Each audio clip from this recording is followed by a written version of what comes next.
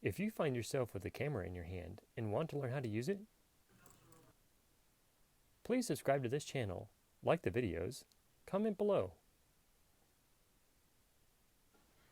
Hi Photos family. Today we are talking about the focus on our framework that we have provided for you in PDF or Excel. If you want to just take a look at it and duplicate it but redesign it for your purposes, that's fine too.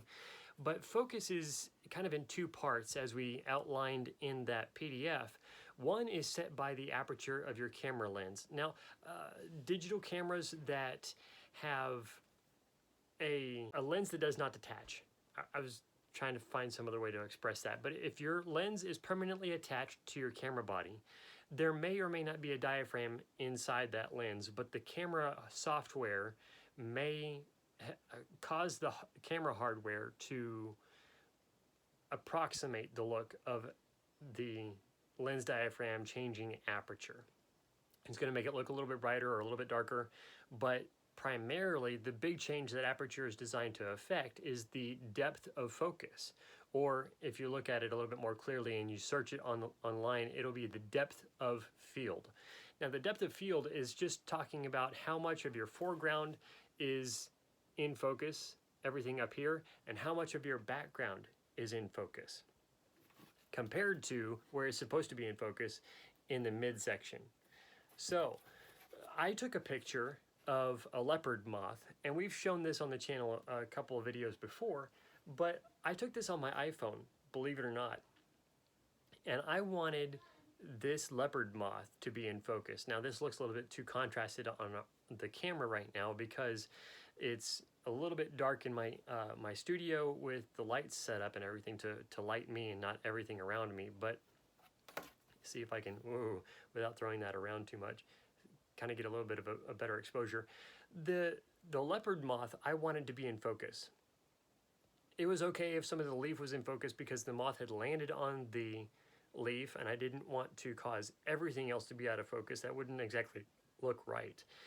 But I didn't want the brick wall back here or the wood panel behind the leaves of the plant that the moth had landed on. I didn't want that all in focus either. So I wanted to make sure that there was a little bit of blurring to the background, and anything contrasted in shadow or closer in the foreground was also blurring because the focus I wanted to be drawn by lines and focus to the leopard moth. That is focus. Now we can get into composition a little bit. So that's somewhat tying in, finishing out the middle section of our framework, going into the third. But the composition of your photograph is going to help you in designing and creating the look of your photograph in that third section on the far right of the framework. But the composition you're going to need to know some of, and that's why we start the composition out with the focus of the lens aperture, so that you have an understanding of how you're framing it from background to foreground. And then that third section on the far right of the framework is going to help you line things out as to how you want things to be viewed from left to right or right to left of the printed medium or the digital photograph, whichever the case may be. So a lot of ways our framework, we're trying to help you, our viewer, and this really is how I think about it. And so having this written out helps me think more clearly about what I'm putting out in media and photography, is thinking first background to foreground, and then in that unifying of background to foreground and making that work together, now we think in the third dimension of left to right. Most of us, let me say it this way, the photographers that I have talked with tend to think more obviously. The first thing that they notice and the first things they work on are making sure that they have everything top to bottom in frame or in focus that they want. Now it may be a little bit harder to get that or to achieve that, but we can work on that and talk about that a little bit later.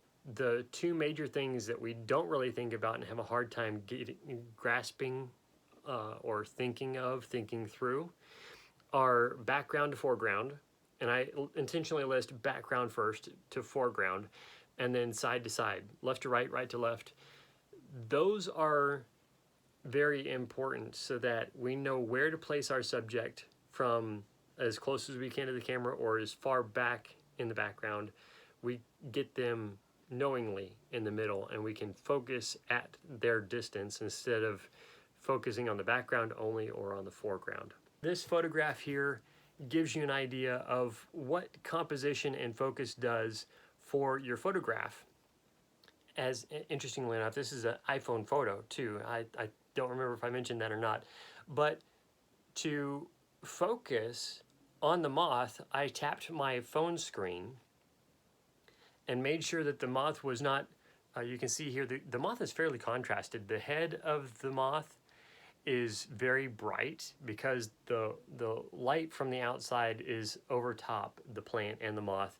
And then the wings underneath are very shadowed, but you get the edges of the moth around his body from the light shining from the bottom of his wings is creating a very interesting look. So you get the gradient shadow color from the edge of his wing into his body, and then you get the coloring also from around the back of his head up to his eyes and nose. It's just very interesting, but the design, the focus that you get because of the camera's viewing it and setting its focus on something is creating that look of contrast, but the contrast isn't so much important because that's set with ISO and shutter speed, but the focus of blurring the wood and the leaves that are not as detailed by light may be out of focus, but the subject itself with some of the leaves are in focus, and it draws your attention. The leading lines and the shadows, the contrast, the brightness lead you to the subject, which is the moth. Thank you so much for watching. And if you have learned something from this video, we would love to have you give us a comment and a thumbs up. If you're not yet a subscriber, we'd love to have you subscribe to our channel and turn the notification bell on. Thank you so much. God bless.